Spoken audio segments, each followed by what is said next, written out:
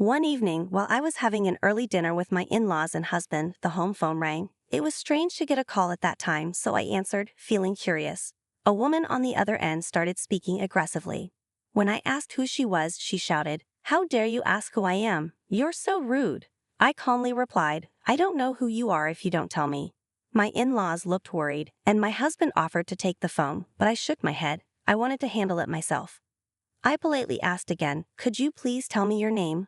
The woman became even more hysterical, yelling, "I can't believe you don't know who I am. I'm never buying your eggplants again. I'll use cheap imported ones from now on. Goodbye." She didn't say who she was, but when she mentioned eggplants, I realized she was probably the wife of the president of the pickling company I had been working with for 15 years.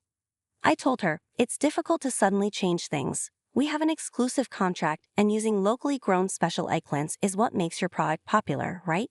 Wouldn't it be bad to use imported ones?" She snapped back, "Idiot consumers don't know the difference between domestic and imported. I can buy imported eggplants for less than half your price. You're overcharging." At that point, I got angry and said, "My eggplants can't be grown anywhere else, and the price is fair."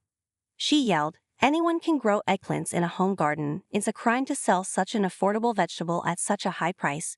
Be thankful you're not being sued. I'm canceling the contract." Furious, I responded, "Are you sure about canceling the contract? I won't be responsible if you regret it later." She insisted, "No regrets. I'll make more money using cheaper imported eggplants. I'm relieved to be rid of an overcharging farmer like you. Stay away from us." After the call ended, my concerned husband asked, "What was that phone call about?"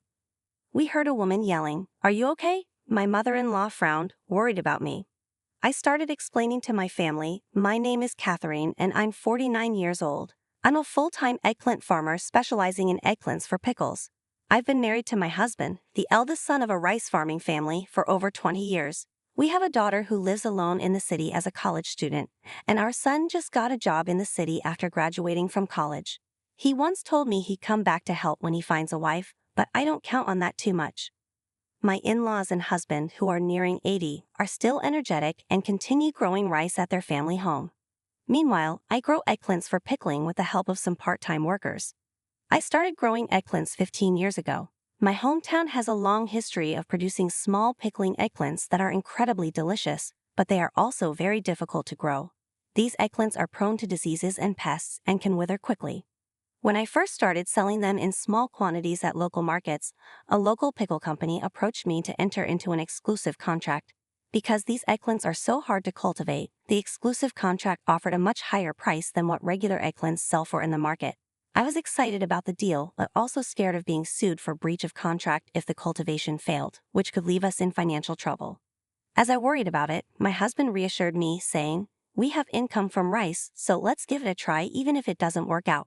And so, I began this challenge.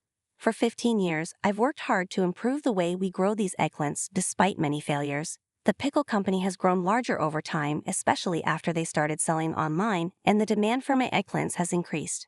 As my business grew, I became known for being the sole producer of pickling eggplants. Some companies approached me with offers to expand my production, but I wasn't interested. The exclusive contract I had was already challenging.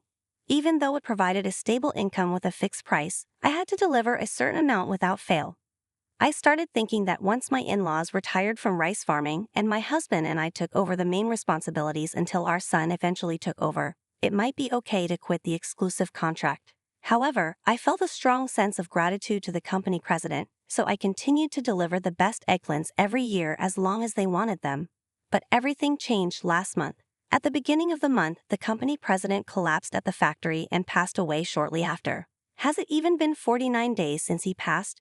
my mother-in-law murmured. She looked pained, sympathizing with the president's sudden death.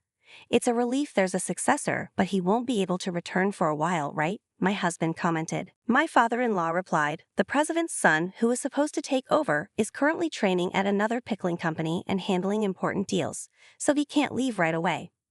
While the son was away, the president's secretary and other executives were trying to keep the business running, but the president's wife suddenly got involved, causing a lot of confusion in the company. I had heard a little about this turmoil.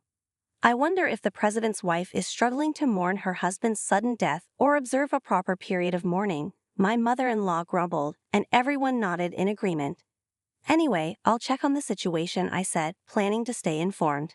I'd be in serious trouble if the contract was suddenly canceled, so I called the president's secretary the next day. Did you get a call too, Catherine? I'm so sorry, the secretary said, sounding exhausted. Usually she was full of energy, but her voice was now very downcast. It's not okay. I think our company is going to go bankrupt. I've been let go, so I can't help anymore. I'm sorry, she said. What?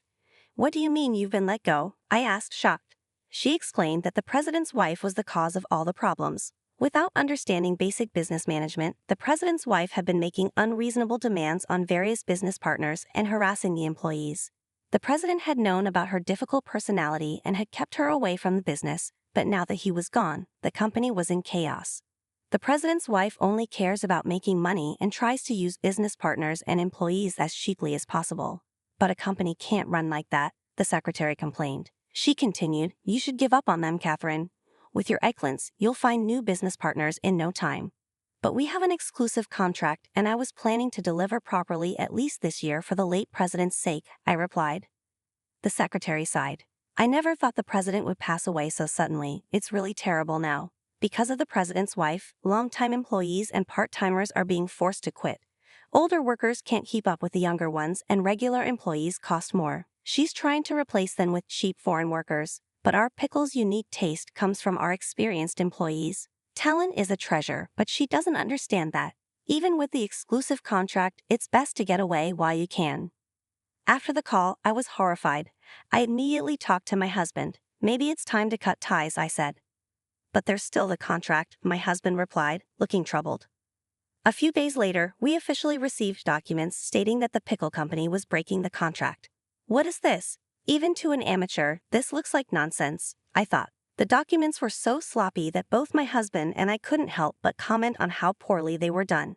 We'd trusted the secretary, but this was disappointing.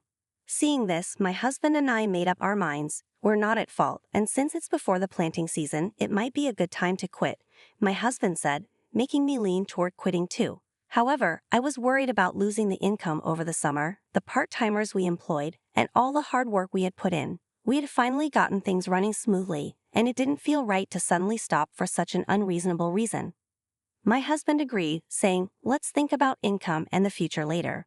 I can't forgive the way she treated you, Catherine. It's their loss. They can't just lump cheap, low-quality imports together with the high-quality products we produce with pride.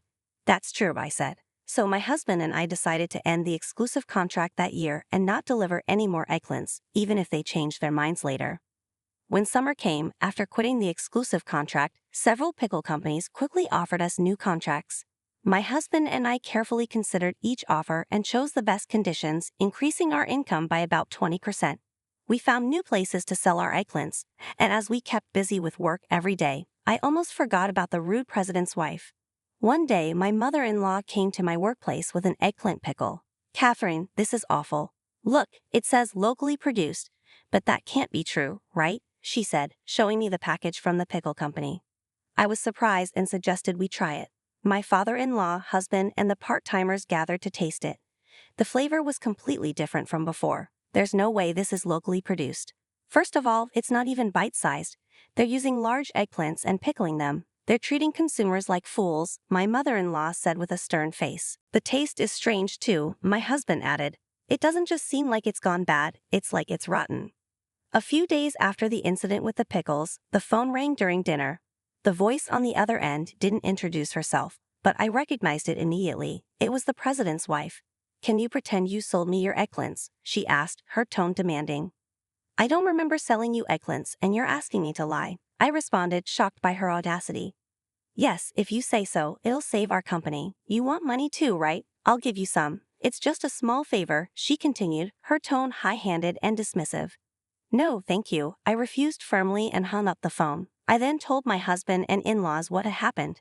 Everyone grinned and my husband, in particular, seemed pleased. She must have regretted it right away. There's no way your eggplants and those inferior imported ones are the same. After my mother-in-law had brought the pickles, I started receiving calls from various people. They knew I had been the one producing the eggplants, and now the pickle company was facing numerous complaints from consumers and had even been reported to the authorities. The company was in trouble, internally accused of food fraud. A few days later, the phone rang again. This time, the voice on the other end was almost sobbing. "Please testify that they were your eggplants. The police might investigate," pleaded the same voice I recognized from before. "Well, I didn't sell them," I replied coldly and hung up once more. The next day, a polite call came from a young man claiming to be the president's son. He requested a meeting to apologize, so my husband and I agreed to meet him that afternoon. We asked my in-laws to handle the afternoon farm work while we waited. When they arrived, a young man, another young man, and a flashy older woman stepped out of the car. The first young man introduced himself as the president's son, and the other was his current secretary. The older woman was, of course, the president's wife. The two men were very polite, but the president's wife maintained a sullen attitude, skipping greetings altogether. The son forced his mother to bow her head, and both men prostrated themselves, rubbing their heads on the floor in apology. "Although I know the situation, is there any way you could supply eggplants again?" the son pleaded. "I'm sorry, but it's impossible. You terminated our exclusive contract," I replied firmly. I felt sorry for the son, but given his mother's attitude and the fact that we had already contracted with another company, it was truly impossible. He understood and didn't argue, saying, "I guess you're right. I'm very sorry for this. We unilaterally terminated the exclusive contract due to our circumstances, so we'll pay the penalty as initially agreed upon." He then began preparing the documents with his secretary. The president's wife, however, widened her eyes in disbelief. "What are you thinking? We've been ripped off until now, so there's no need to pay the penalty. We got caught this time, but we can do better next time. It's the importer's fault that more than half of the imported eggplants were rotten. If we find a cheaper place, it'll be fine." My husband, sensing her arrogance, made a sarcastic comment. "So you tried to use cheap imports and failed miserably. That's what Catherine told you, right? That you would regret it." The two young men agreed with me and nodded. They looked down, clearly ashamed. I was concerned about what the president's wife had said, so I asked her, "Are you really planning to keep labeling the products as locally produced, even if you can't get my eggplants?" "Of course, it's more profitable, and everyone does it," she replied, showing no remorse. She even started yelling at me. My husband and I were both shocked. That's when the president's son lost his temper. "Mom, just be quiet. I only brought you here to apologize, but I'm fed up with your attitude," he snapped. The president's wife, caught off guard, tried to defend herself by saying, "I was just trying to make money." "You only care about making money for yourself, but that's not how a company should work," her son replied, clearly frustrated. "But isn't a company supposed to make money?" she asked, clueless about what she had done wrong. I found her attitude irritating. Even though I run a small farm and employ part-time workers, I know it's wrong to lie just to make a profit. I believe that both employees and farmers should be able to earn a fair profit. It's wrong for only one side to benefit. The president's son, his secretary, and my husband all agreed with me. "You're right," the son said to his mother. "Someone who doesn't understand that is finished as a person in this company. I'm cutting ties with you, but you still need to take responsibility for ruining Dad's company." Hearing her son's decision to disown her, the president's wife finally seemed to realize the seriousness of the situation. She turned pale, became silent, and looked completely shocked. From that point on, she was stunned and quiet. The case was deemed serious, involving intentional mislabeling of the product's origin. The local newspaper reported that the police had started investigating for fraud, and it became big news in the area. Eventually, the pickle company went bankrupt, and the president's wife was left penniless and abandoned by her son. Fearing prosecution, she went into hiding. The president's son and the veteran employees he brought back worked hard to deal with the aftermath and started a new company. I received the penalty payment for the breach of our exclusive contract, and the matter was settled. Since then, my son has returned home and decided to take over the farm. He's even found a bride who is excited to work on the farm with him. With this happy news, our family's daily life has become very enjoyable.